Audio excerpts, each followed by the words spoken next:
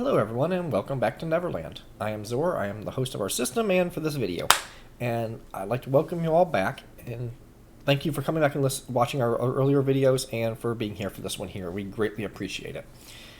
Today is not going to be part of the Did You Know series that we started. Today I'm going to do a short, I'm hoping 10-12 minute thing about some paradoxes of DID. There's two big ones, and I saw this come up in a conversation that people couldn't quite, actually about some comic book hero, but I'm not getting into that. But they were trying to rationalize and understand how these two specific cases or these specific characteristics of DID work and how it functions and how it can exist. Because they seem like they shouldn't. The first is the paradox of person, and that's what I'm calling it. The second one I'm calling the paradox of knowledge.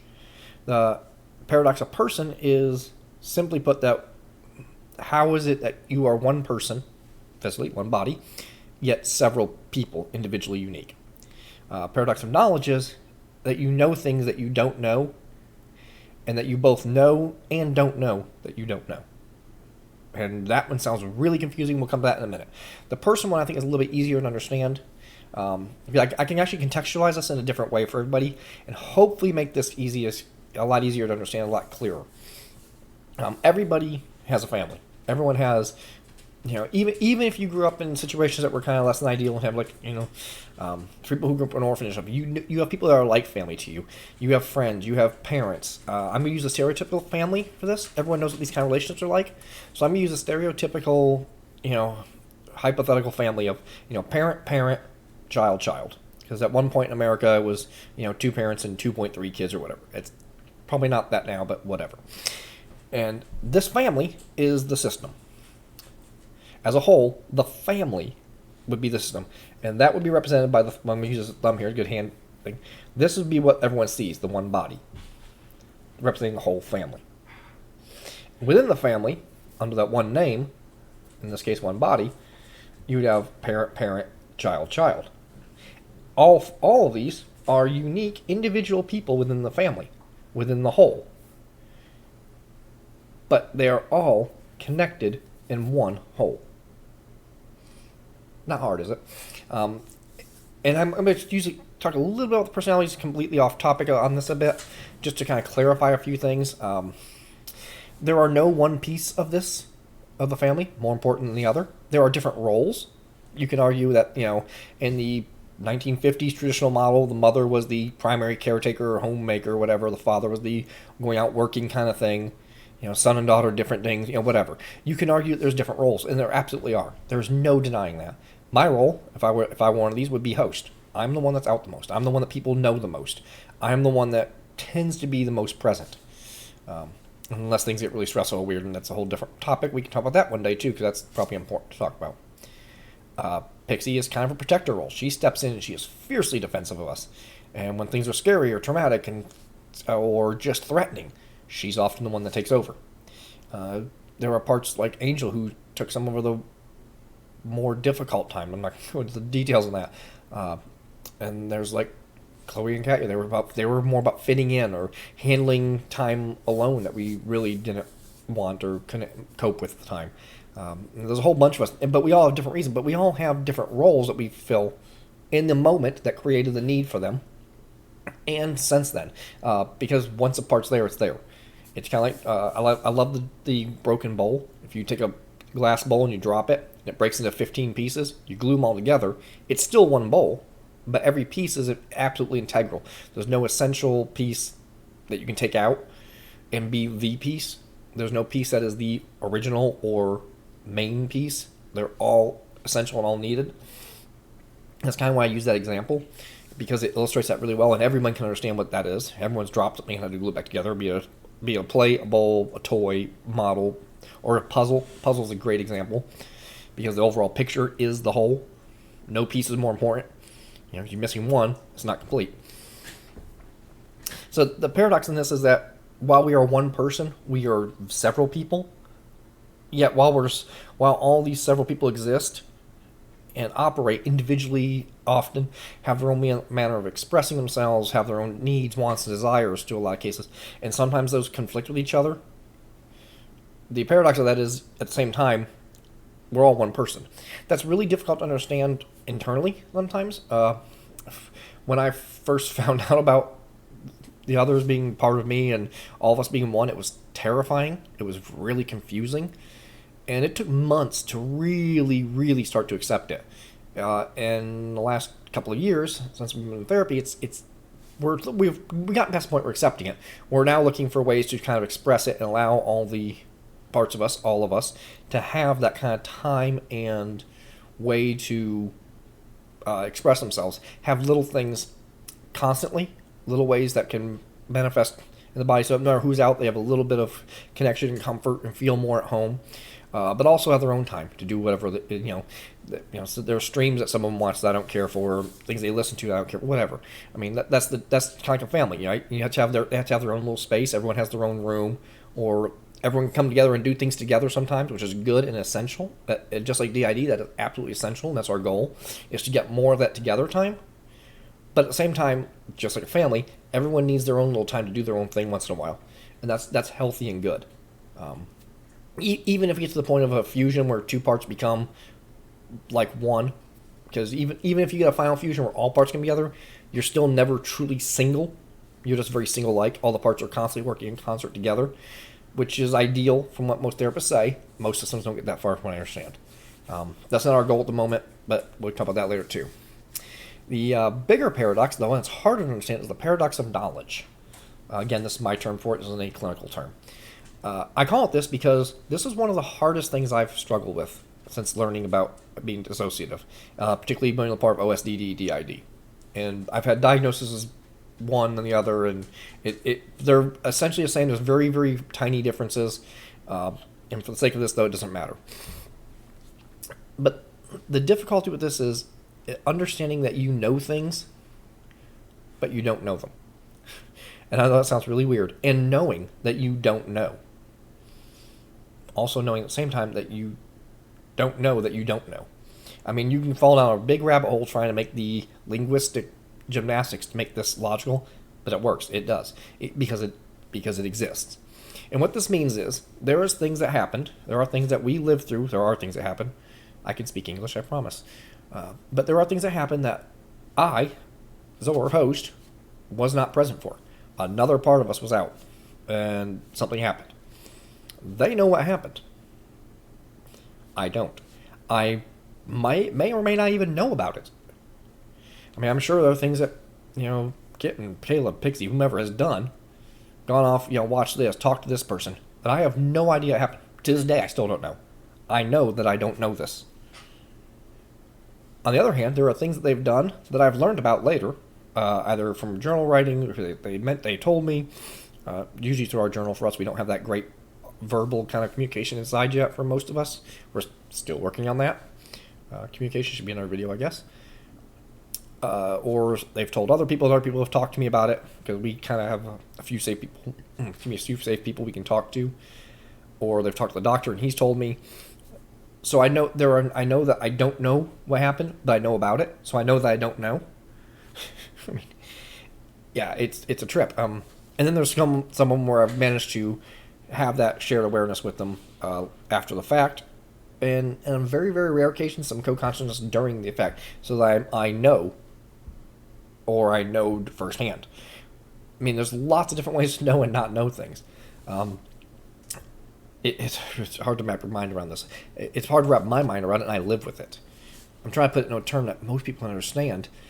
Here, this. We'll use a hypothetical situation. Let's say, when I was 10, that I was walking along a brick wall behind our houses, because we had these in where I lived at the time, because it was in a desert and it kept animals out. And we were walking along there, myself and a bunch of friends, and it wasn't me that was out. We'll say it's Angel. He was out walking on that wall, and he fell and broke his leg. I would know about it because, obviously, the next several weeks, we'd be in a cast. I would know that. I would know what happened. But I wouldn't know the event firsthand. I wouldn't have the memory of it happening. That's the paradox of knowing and not knowing. At the same time, I am fully aware that we broke our leg. I'm in a cast. I would have memories of being in the cast years later. But I wasn't the one that was in the actual incident. So if I wasn't at least partly aware or co-conscious or jolted to the front when that happened, I wouldn't know the actual incident of falling and the actual breaking happening. That's knowing that you don't know something. Because you see the evidence of it later. In this case, the cast.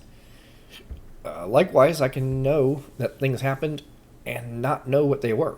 I can know that Angel hates whatever topic or person or whatever and not know why.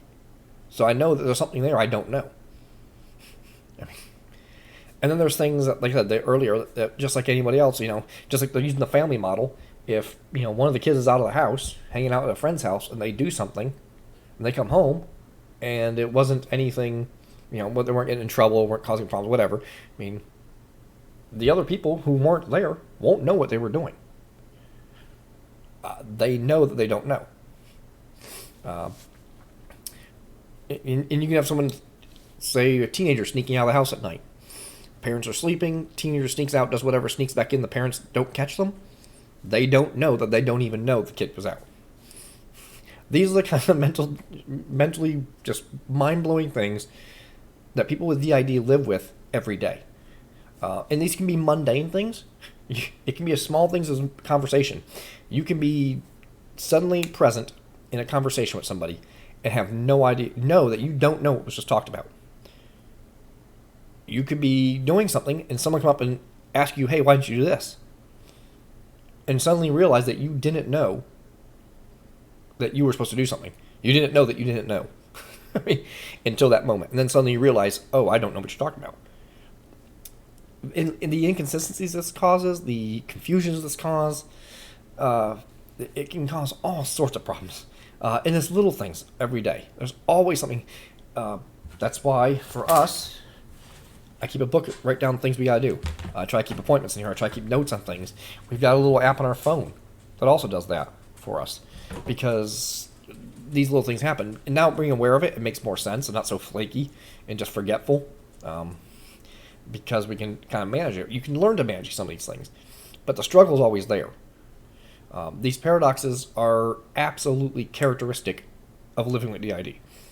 Matter of fact, if you look at some of the criteria things for it, one of them is amnesia, dissociative amnesia. You don't know what happens when you're in a dissociated state. And that simply means when a different part is out. That's the dissociated state. You're not part of your conscious mind at the moment. And by the way, another paradox on that, if you want to use that term on this, is person with DID, unless you have full consciousness, you're always in a dissociated state. Somebody in your system is dissociated away from the body. Right now, I'm out. I know that Pixie's fairly aware, being a protector type. She's pretty darn co-aware of what's going on.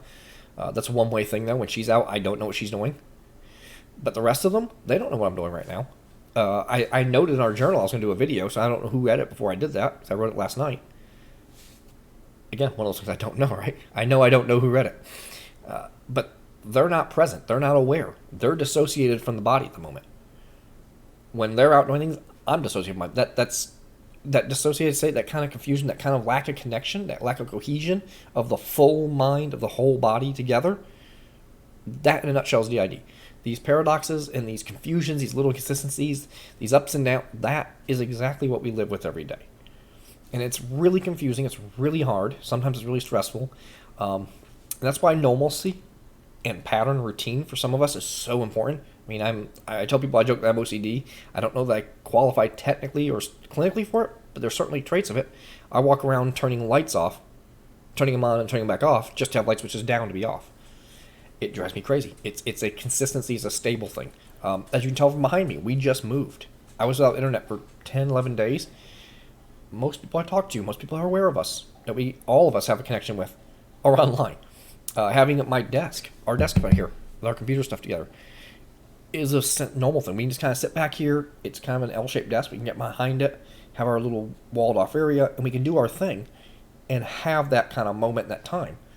Something we can't do when everything's in disarray. Life for us is already enough about paradox and upheaval and inconsistency. Having these moments is what helps manage that. That's the kind of thing we have to deal with. That's the kind of thing we have to learn with. Paradoxes are part of what we live with. We don't always know who we are. That's one of the more confusing things. And we can get into that later, I think. I think I need to talk about that because blending and being partially aware are very common. And that's a really confusing. People ask you, well, who are you, right? They'll notice something's different. It's like, you're not, you're not Zor, are you? Who are you? And you're like, I don't know. That's a really weird feeling, not knowing who you are. One of those little paradox things. Because one of the most essential things is know yourself, right? That's, how do you do that when you are several people? But again, that's the idea in a nutshell.